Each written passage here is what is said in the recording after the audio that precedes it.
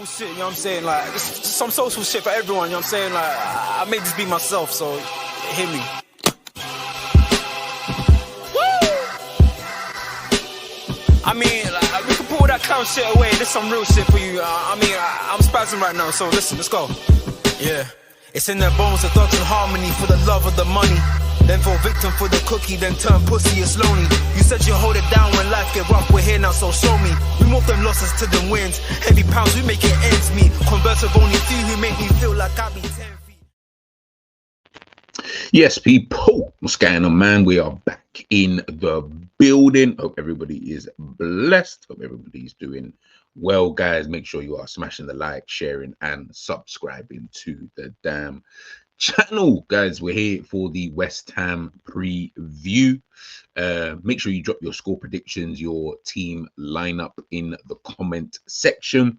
We're going to obviously take a look at the West Ham team. Heard they got a couple of injuries. My predicted lineup, my predicted scoreline as well, and also we'll be talking about, you know, the elephant in the room, but we'll do that at the end. So Liverpool head down to East London to face a West Ham team who in the last 5 games have only lost the one time, 1-2, drawn the other 2. I think they're currently sitting down in like 13th position at this moment in time. Obviously, Liverpool won 3 out their last 5 games, obviously 2 back-to-back draws and 2 back-to-back victories in that time. So Liverpool, of course, coming into it in, you know, relatively good form. Performance-wise, I still think it's a little bit sketchy, but listen, when you're top of the league, as everyone keeps telling me, you know, you're top of the league, so you're not too fussed. But listen, man, we know how seasons work. You can't always not perform so great and just keep expecting, you know, to get the victories. In my personal opinion, I don't think it happens too much for people who win the league. But as I've said many a time, I don't think that this season the league is that strong. So I don't actually think it's going to require us to play excellently, you know, as champions really do, to be honest with you. You know, they hit like this crazy level of form where its performances match, you know, the results kind of thing. I don't feel like Liverpool have really got there yet in terms of performance matching the results. I think it's more the results are, you know, outweighing the performances quite a lot, in my personal opinion. And I feel like it's been like that for the majority of the season. Same thing I saw last season as well under the previous coach. But listen, we're top of the league, you know, by 6 points. Win today's game, of course. We go then 9 points clear, you know, at the top of the table. Well, this is obviously prior to, you know, all the games that are still to be played, you know, today. So just looking at it just at the time of this video, obviously we're 6 points, you know, clear. So getting that victory, rounding off 2024, you know, with a victory for Arne Slot, you know, keeping this unbeaten run that he's had, you know, only lost 1 game across all competitions this season as well. So yeah, man, listen, look, Liverpool doing well. Do you know what I mean? There's no 2 ways about it. I don't think anybody really expected us, you know, to really be in this kind of position. I think it's more due to the fact that I don't think anyone expected Manchester City to be so far off the pace. I think it's more that than anything else. So, you know, to say Arne Slot isn't exceeding expectations, I think that'll be a lie. You know, I think he's exceeded more or less everybody's expectations. But again, that's more, in my opinion, due to the fact that I didn't expect City to be this bad, you know, this season. I expected Arsenal to be a little bit more up with pace, so to speak, you know, with us in the league and stuff like that. Didn't really expect Chelsea to, Chelsea maybe in and around the top 4 at least. Forest, I definitely didn't expect. Bournemouth, I did not expect them to be sitting in 6th position. Do you know what I mean? When you look at stuff like that, you're just like, rah, like Bournemouth are 6, you know, like Bournemouth, they're literally 6 in the table, which is mad. So yeah, listen, look, like I always say, it is what it is, and I don't really care. I just want to win the league anyway, to be honest with you. I'm tired of not winning the league and having some type of excuse as to why it's not been won. Just go out, win the league, and then we can talk about, you know, the other stuff, you know, at a different, you know, kind of time, you know, or over the next couple of seasons, depending on, you know, how good or bad Liverpool, you know, inevitably do. But right now, top of the league, doing well. West Ham, as I mentioned before, I think are sitting in 13th position at this moment in time. It's still myth. I'm sorry, but it's still kind of crazy when you look at it. Manchester City are below Bournemouth and Forest. Like you wouldn't even, and Newcastle, like you just wouldn't even have thought like you'd ever see a league table like that. But listen, man, crazy things have happened, man.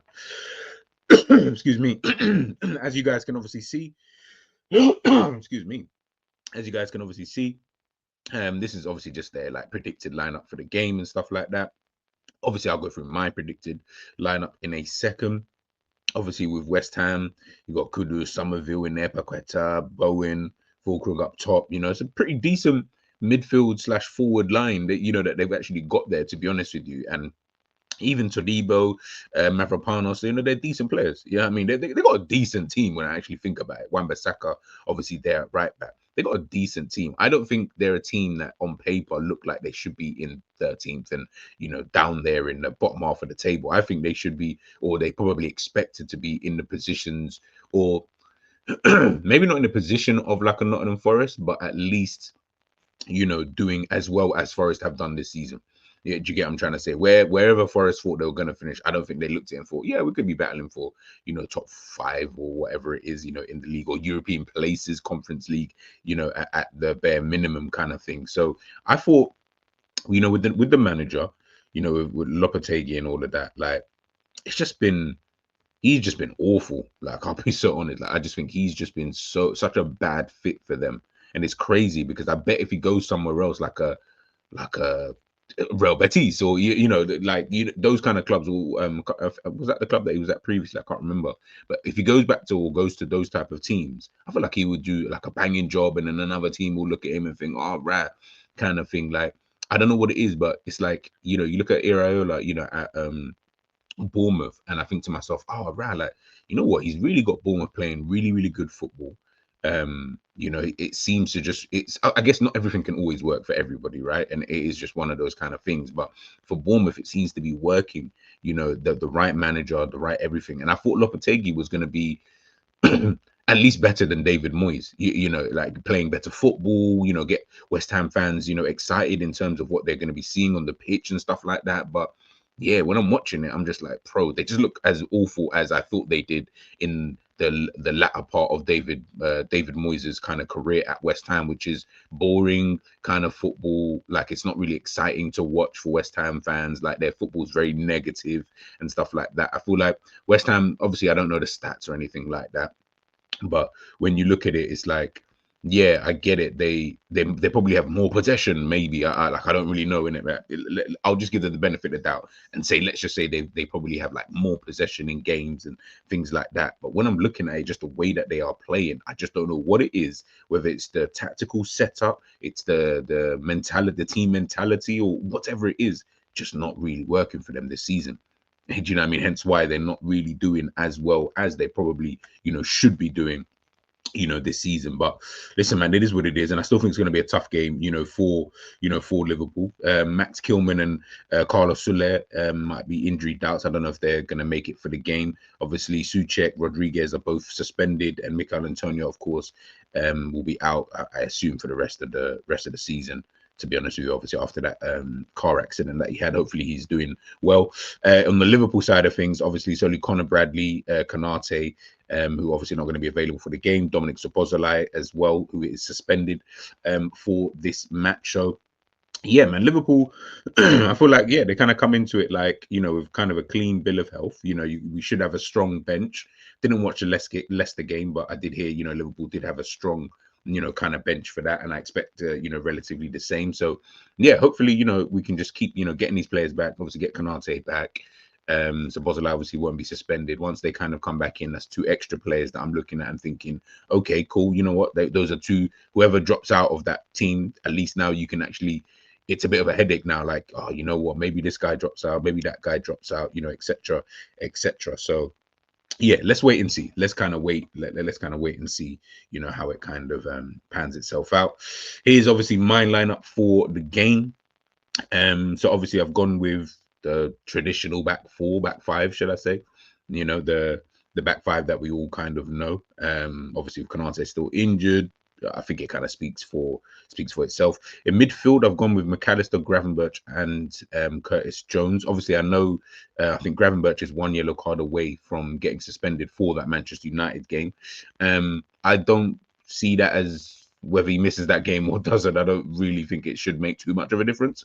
Obviously, I know it's Manchester United, and we'll talk about that when the time comes. But yeah, I don't think he's gonna necessarily not play him. Even if he was on the bench, I still think he comes on. I don't think Gravenberch is just gonna miss the game. Otherwise, you might as well just not bring him. If I'm being totally honest, like there wouldn't be a point of even having him in the squad.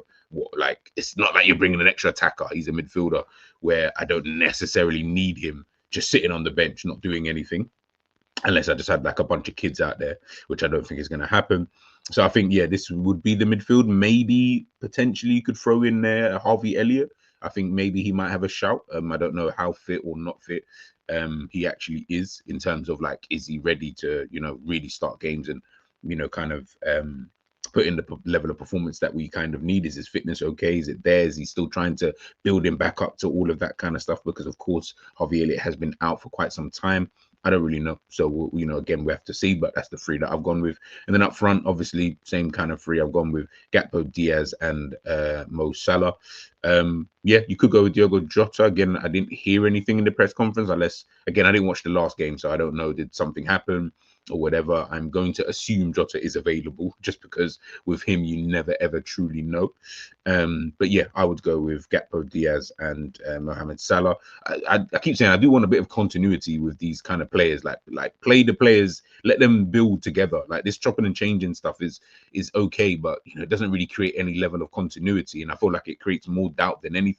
Obviously, in the moment, I feel like obviously it's going to work and this, that, and the third, and it is what it is. But at some point, I do want a level of continuity, kind of thing, like in terms of people who know that they're going to start games as opposed to just constantly rotating. But I know, obviously, with a lot of games, you kind of need to rotate, and you are in that position where we can actually do it. So you know what? I'm not mad at it, but I do. But to be fair, the one I really wanted was the defensive. The back line. Well, that was where I really wanted the continuity. Obviously, until Konate got injured, we kind of did have that. So I'm not too mad at it in terms of the team in itself. But I guess it's more of a case of, 1 week it's Luis Diaz, next week it's Gakpo, the third week is both of them, kind of thing. And obviously it doesn't help when players are constantly getting injured, like the Diogo Jotas, like the Konates and stuff like that, Curtis Jones and these kind of people. Obviously the main suspects are always injured. So there is that as well. So I'm not necessarily blaming anything like that, but I do think the home stretch, I think we should have like a settled team. This is our 11. This is what we know. Next 3 games, if everyone's fit, these are the this is the 11 that we're going to kind of go with, and then take it from there. Take it from there. But listen, that's probably more of a later thought than anything else. But yeah, this is the team that I personally, would kind of go with. In terms of the scoreline, I think Liverpool get the job done. I'm gonna say 2-1. I'm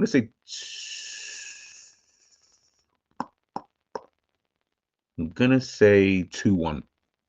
say 2-1, 2-1. I think West Ham score first, and we bag 2 goals after that. Salah and Diaz. Salah and Diaz with the goals. Yeah, I think we bagged a couple of goals in the game, and I think we just about get the victory. Let me know, of course, your thoughts in terms of the predicted lineup and in terms of the scoreline as well. And then last but not least, before I head on out of here, the elephant in the room, as I mentioned at the beginning. Obviously, listen, I was on Enz's channel, I was on Husam's channel. Big up to those guys every time. Make sure you subscribe to their platforms. Listen, we spoke about it, and I spoke about it a lot, tweeted about it a couple times and that. But listen, at the end of the day, whether he stays, whether he goes, to me, it's not even that really relevant. It's really not I don't understand why it's bugging people so much. So if a player wants to leave the football club, it's like being in a relationship, innit? If the person wants to leave, then they want to leave. You doing this emotional blackmail shit that everyone seemingly just trying to say and do and tweet out and stuff like that. And by the way, not to say that Trent is even seeing it. Well, he's probably seen it because I know he's on social media, but I mean, not like I don't feel like he would even care like that. I mean, if you do them fairs, again, I don't know Trent, so I don't know how it works with him, but yeah, in my eyes, I'll be like, this is my career at the end of the day. So if he stays, fantastic for Liverpool, great. Do you know what I mean? We continue along with Trent. I've got no problems either way. But if we can continue with him, great. Means we don't have to go out there, sign another right back, and do all of that kind of malarkey. Cool. Then we move. Yeah, I mean we move, and it is what it is. If he goes, it's the same thing. Just means we've got to actually go out there and sign a right back. Do you know what I mean? Like I don't see us just rolling with Connor Bradley. I think we will have to actually go out there and sign, a right back. But this kind of emotional, but I keep saying it, it's like the whole Stevie thing. You know what I mean? And to this day, like I've always said with the whole Gerrard thing, I'm like, listen, man, I hear what you're saying, and I get that. And obviously, Gerrard, I guess, was part of a different era of football mentality with players in terms of the one club man, the Ryan Giggses of this world, and the Paul Scholes's, and all these kind of guys. Yeah, I get it. I fully get it. That's a different era and it's a different time. But I guess everyone likes to liken the two. But sometimes, like, it's like. Obviously, I know people hate Owen because of the Manchester United thing more so than the Real Madrid thing, because I don't think the Real Madrid thing he did anything wrong. But like even Steve McManaman, people don't. I'm like, I get it. Obviously, being a local lad, and I get all of that, man. But this emotional, it's like you big up Savage because was it Savage? I think you mentioned it on Enza's show like yesterday. It's like, or the other day, should I say? Think about it like this: you're all trying to get out of the hood, so to speak. Yeah, you're all trying to get out of L5 and all of this kind of stuff. Now a person has the like everybody's with you when you're playing well, you're doing great for the club, you've excelled at what in your position, in your role in the team. You've done everything you possibly could and won everything you possibly could, throughout this kind of time. Everyone's with you for throughout this. Now that you get to a point where it's like, you know what, I want to, and this is all the ifs, by the way. This is we'll do both scenarios. This is just the if he wants to leave, right? You finally get to a position where it's like, you know what, I'm 26. It's gonna be like I'm in a unique position because of my age, because of my stature, because of my profile, because of the level of ability that I actually have. There's this club that wants to sign me. Do I spend my best years here at Liverpool, or do I go to the biggest club in the world? And everyone's with you up until that point. Obviously, I'm not saying, by the way, and this is to anybody, I'm not saying that you can't be mad if he goes. That it's not really about being happy or mad. It's just more about like, if a person wants to leave, why are you mad about that? Like that in itself doesn't make sense. They want to leave. If a person wants to leave the relationship, you being mad about it, does that mean that they're going to be more forced to stay? And that's why I go back to the Gerrard thing, because I'm like, man started using all this emotional blackmail and this, that, and the third. And these times the Donny ended up with no Premier League anyway. So you missed out on God knows how many things that you possibly could have missed out. Premier League, more Champions Leagues, building your global reputation, which I think would have been a lot bigger if he had moved. Do you get what I'm trying to say? As good as I think it is, I don't think it's as big as people make it out to be, so to speak. I think it could have been, I think it just could have been massive. I think it could have been, a whole lot bigger. And I'm not saying that also matters.